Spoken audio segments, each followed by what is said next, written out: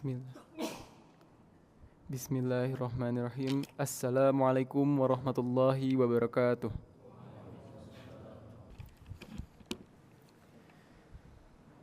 Innal hamdalillah na'maduhu wa nasta'inuhu wa nastaghfiruh wa na'udzu billahi min shururi anfusina wa min sayyiati a'malina wa man yudlilhu fala hadiyalah. Wa asyhadu an la ilaha illallah wahdahu la syarikalah wa asyhadu anna Muhammadan abduhu wa rasuluhu. Allahumma salli ala sayyidina Muhammad wa ala alihi wa sahbihi rasulillahi ajma'in. Amma ba'du. Faya ayyuhal muslimun ittaqullaha haqqa tuqatih wa la tamutunna illa wa antum muslimun. Faqad qala Allah ta'ala fil kitabil karim. A'udzu billahi minasy syaithanir rajim. Bismillahirrahmanirrahim. Laqad ja'akum rasulun min anfusikum azizun 'alaihi ma 'anittum harisun 'alaikum bil mu'minina raufur rahim.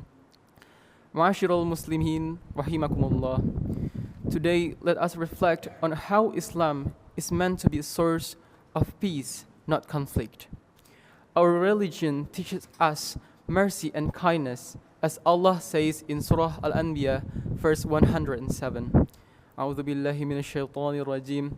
Wa ma arsalnaka illa rahmatan lil alamin. And we have not sent you, O Muhammad, except as a mercy to the world. Sadly, many of us fail to embody this message of mercy. Instead of fostering peace, we sometimes harm our own brothers and sisters in faith of Islam. One alarming issue today is the rise of religion trauma, where people feel hurt, judged, or excluded because of how Islamic teachings are practiced or enforced in their community. For instance, when someone makes a mistake, such as stealing out of desperation, instead of addressing the root cause of their action or offering support, we often focus on punishing them. Worse, we might shame them publicly, pointing out their sins and highlighting the punishment they deserve. Such behavior creates fear and hostility, pushing people away from the faith of Islam. Some even leave Islam altogether, not because of the teachings, but because of how we, as its followers, represent it. The Prophet Muhammad ﷺ set a very different example. When a young man confessed his sins to him, the Prophet ﷺ did not humiliate him or focus on punishment. Instead, he guided him with kindness, reminding him of Allah's mercy and the importance of repentance. This approach brought the young man closer to Allah, showing us the transformative power of compassion. In our daily lives, we can embody this prophetic example by treating those who are with understanding and care. When someone struggles with their faith or commits a sin, we should offer encouragement instead of judgment. For example, if someone misses their prayers, rather than scolding them, we have to remind them gently of Allah's forgiveness and the beauty of connecting with Him through the worship. If someone faces financial hardship and resorts to desperate measures, assist them in finding solutions and support them in their struggle. By creating an environment of compassion and of empathy, we help one another grow closer to Allah subhanahu wa ta'ala. Ma'asyiral muslimin rahimakumullah, Islam is a religion of peace and progress. Yet, we must recognize that some of our behavior as an ummah hinder us from realizing this potential. One such issue is how we often become trapped in the glorification of Islam's golden age. The golden age of Islam was a time of remarkable achievement in science, art, and governance. It is natural to feel proud of this legacy. However, instead of drawing lessons and inspiration from this era, many of us merely celebrate it. This leads to complacency and even arrogance, as though the greatness of our predecessors excuses the stagnation we see today. When we recount the stories of scholars like Al-Khawarizmi or Ibn Sina, or the advancement of Islamic civilizations, instead of feeling motivated to emulate their efforts, we often fail into a false sense of superiority. We fail to ask the crucial questions. Why did this greatness fade? Why are we no longer the leaders in knowledge, science, and culture?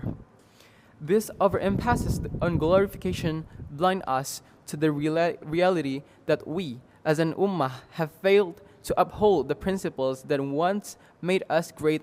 The Islamic Golden Age was not a miracle. It was the result of hard work, unity, and adherence of innovation and the welfare of society of Islam. Rather than glorifying the past, we should feel a sense of responsibility and even shame for not maintaining that legacy. This should motivate us to reflect on our current state and work toward restoring the Ummah's dignity. To move forward, we must prioritize education and personal development.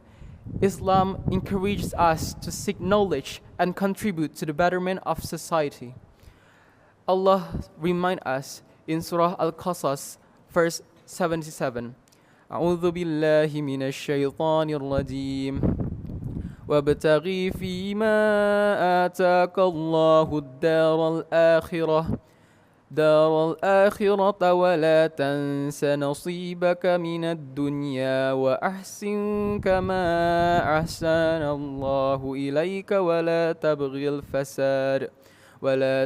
الفساد في الأرض إن الله لا يحب المفسدين.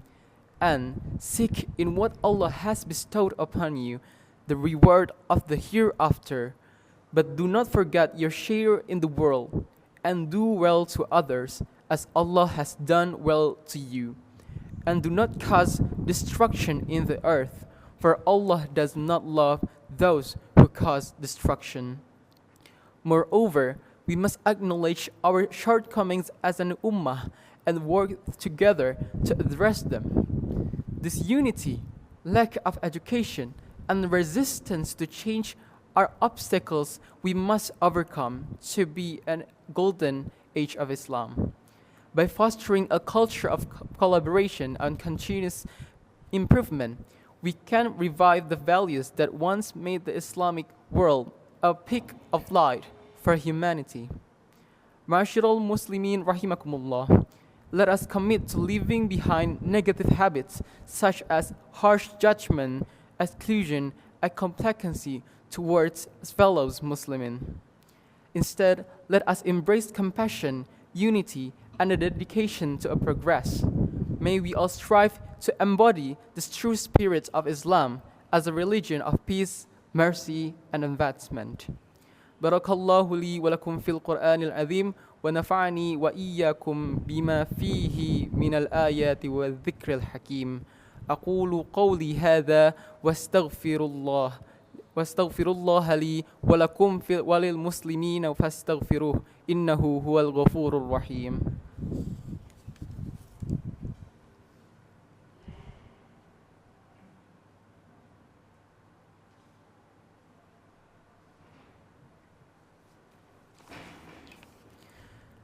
الحمد لله وكفى وأصلي وأسلم على سيدنا محمد المصطفى وعلى آله وأصحابه أهل الوفا وأشهد أن لا إله إلا الله وحده لا شريك له وأشهد أن محمدا عبده ورسوله أما بعد فيا أيها المسلمون أوصيكم ونفسي بتقوى الله العلي العظيم واعلموا أن الله أمركم بأمر عظيم أمركم بالصلاة والسلام على نبيه الكريم فقال إن الله وملائكته يصلون على النبي يا أيها الذين آمنوا صلوا عليه وسلموا تسليما اللهم صل على سيدنا محمد وعلى آل سيدنا محمد كما صليت على سيدنا إبراهيم وعلى آل سيدنا إبراهيم وبارك على محمد وعلى آل سيدنا محمد كما باركت على سيدنا إبراهيم وعلى سيدنا إبراهيم في العالمين إنك حميد مجيد. اللهم اغفر للمسلمين والمسلمات والمؤمنين والمؤمنات الأحياء منهم والأموات. اللهم ادفع عنا بلاء والغلاء والوباء والفحشاء والمنكر والبغي والسيوف المختلفة والشدائد والميحن ما ظهر منها وما بطن من بلدنا هذا خاصة ومن بلداننا المسلمين عامة إنك على كل شيء قدير. عباد الله، إن الله يأمر بالعدل والإحسان وإيتاء ذي القربى وينهى عن الفحشاء والمنكر والبغي يعظكم لعلكم تذكرون. فاذكروا الله العظيم يذكركم ولذكر الله أكبر. أقيموا الصلاة.